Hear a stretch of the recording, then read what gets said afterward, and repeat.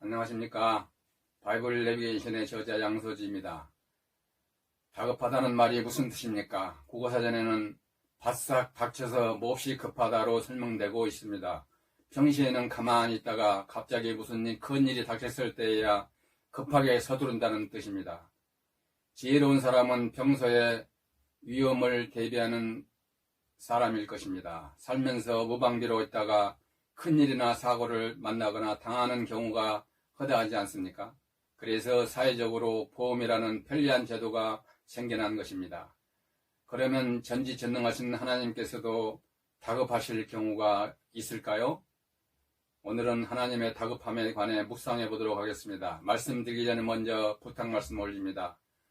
구독은 한 번만 눌러주시고 이런 엄지척 모양은 보실 때마다 꾹 눌러주시면 고맙겠습니다. 여러분의 구독과 좋아요는 컨텐츠 제작에 큰 도움이 됩니다.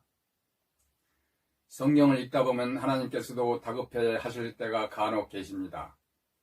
사람을 급히 찾으실 때 꼭 2번씩 연거푸 부르신다는 말씀입니다. 한 번만 부르셔도 될 텐데 말입니다. 그 첫 번째가 아브라함 시대였습니다. 모리아 산에서 하나님은 다급함을 보이신 것입니다.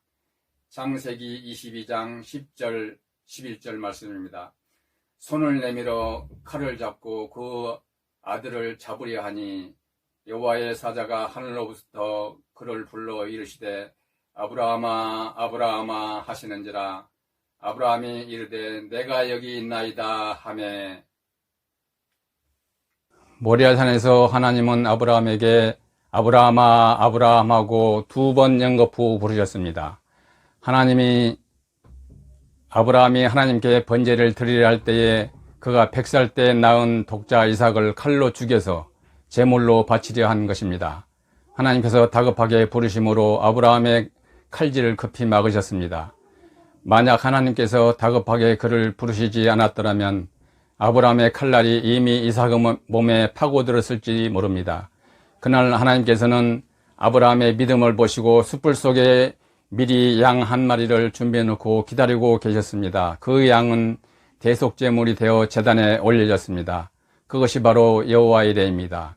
하나님께서 준비해 놓으셨다는 뜻입니다.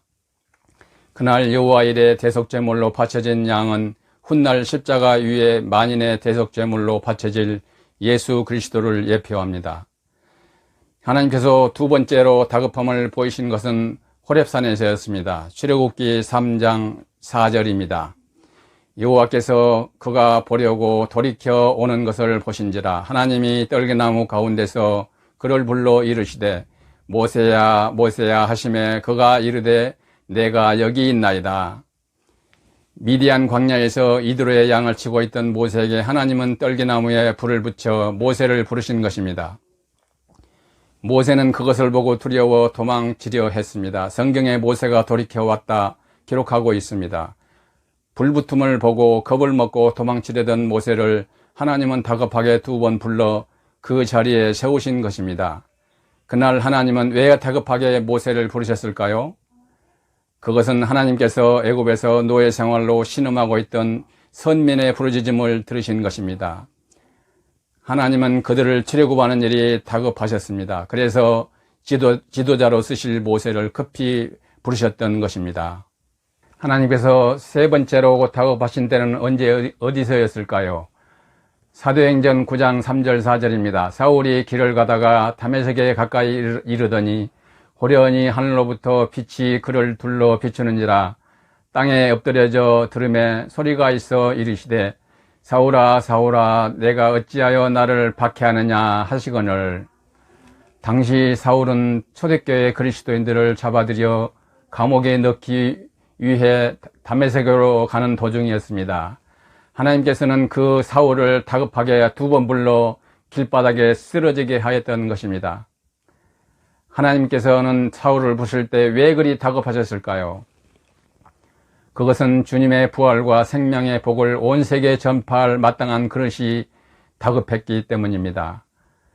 그날 이후 사울은 즉시 이름을 바울로 바꾸고 그는 죽을 때까지 서방 전도를 위해 선교사로 헌신하다가 순교까지 당했습니다.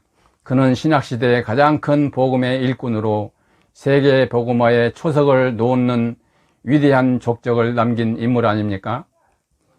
위에 열거된 대로 하나님께서 사람을 향해 그 이름을 다급하게 2번 부르신 경우는 성경 기록은 이렇게 3번 있었습니다. 그럼 하나님께서 위의 세 사람을 제외하고 이제 다급하게 부르시지 않기로 작정하고 계시는 것은 아닐까요? 아닙니다. 그렇지 않습니다. 지금도 하나님께서는 다급하게 사람을 부르시는 경우가 간혹 있습니다. 다만 성경에 기록되지는 않았을 뿐입니다. 그렇지만 하늘나라에 있는 다른 책에는 분명히 기록되어 있을 것입니다. 그 다른 책이 뭘까요? 요한계시록 20장 12절에 있습니다. 예수님께서도 다급한 마음을 나타내실 때가 있었습니다. 마태복음 27장 45절 46절입니다. 제6시로부터 온 땅에 어둠이 임하여 제9시까지 계속되더니 제9시쯤에 예수께서 크게 소리질러 이르시되 엘리 엘리 라마 사박다니 하시니 이는 곧 나의 하나님 나의 하나님 어찌하여 나를 버리셨나이까 하는 뜻이라. 기록된 대로 엘리 엘리는 나의 하나님 나의 하나님입니다. 예수님께서 십자가의 고통을 참으시며 그렇게 하나님을 연거푸 2번 부르짖었던 것입니다. 예수님은 하나님의 본체 중 한 분이시지만 오죽했으면 그 고통을 그렇게 호소하셨겠습니까? 예수님께서 그 멸시와 고통을 참고 이기셨기에 오늘 우리에게 생명의 구원의 역사가 이루어진 것임을 우리는 알아야 합니다. 본론으로 돌아갑니다. 하나님께서 다급하게 부르시는 부름은 우리가 모르게 지금도 계속되고 있습니다. 그렇게 하나님께서 급히 부르시는 사람에게는 말세의 복음 전파를 위해 큰 사명을 주시려 성령을 통해 다급하게 역사하신다는 말씀입니다. 그러므로 여러분은 소망을 가지십시오. 오늘 여러분 중에도 하나님이 다급한 부르심을 받는 그런 사람이 혹간 있다는 말씀입니다. 장차 하나님의 나라를 위해 크게 쓰임을 받는 그런 일꾼 말입니다. 그런데 세상에 일꾼은 가득 넘쳐나지만 역사에 남을 만한 업적을 남기는 일꾼은 그리 많지 않습니다. 그렇지만 세상 역사책에 기록된 위대한 사람은 세상 끝날에 그 기록이 안개처럼 사라지고 말 것입니다. 그러나 하늘나라에 있는 2 책들, 곧 구원자의 이름이 쓰인 생명책과 구원받은 자의 행실이 쓰인 다른 책에 크게 기록된 사람은 면류관을 받게 되고 반짝반짝 영원히 빛날 것입니다. 여러분은 이 말씀을 듣는 순간 도전을 받고 싶지 않습니까? 평범한 그리스도인이 아닌 하나님의 급한 부르심을 받고 하나님 나라를 위해 보다 큰 일을 하시고 싶지 않느냐는 말씀입니다. 이번에 올려드리는 말씀은 보너스입니다. 하나님 우편에 앉아 계시는 예수님의 다급함을 여러분께 말씀드리겠습니다. 사도행전 7장 55절 56절입니다. 스데반이 성령 충만하여 하늘을 우러러 주목하여 하나님의 영광과 및 예수께서 하나님 우편에 서신 것을 보고 말하되 보라 하늘이 열리고 인자가 하나님 우편에 서신 것을 보노라 한데, 우리는 예배 시간에 사도신경을 고백할 때마다 주님께서 하나님 우편에 앉아 계신다라고 기도합니다. 맞습니다. 예수님께서도 하나님 보좌 우편에 앉아 계십니다. 이외에도 예수께서 하나님 우편에 앉아 계신다는 말씀은 여러 곳에 기록되고 있습니다. 그런데 왜 스데반은 순교를 앞두고 하늘 보좌 우편에 서서 바라보고 계신 예수님을 보았을까요? 스데반의 순교를 천국에서 지켜보시는 예수님께서 오죽 다급하셨으면 서서 스데반을 바라보셨겠습니까? 여러분도 스데반처럼 예수님을 감동시키는 특별한 신앙생활을 해보고 싶지 않으십니까? 하나님 보좌 우편에 앉아 계시는 예수님을 그 자리에서 벌떡 일어서시도록 감동시킬 행동이나 감동적인 행위 말입니다.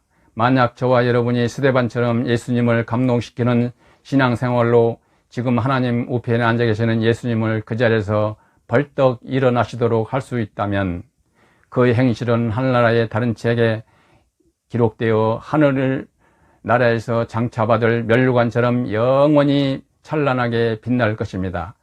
오늘 말씀은 여기서 마칩니다. 다음 시간을 기대해 주시기 바랍니다.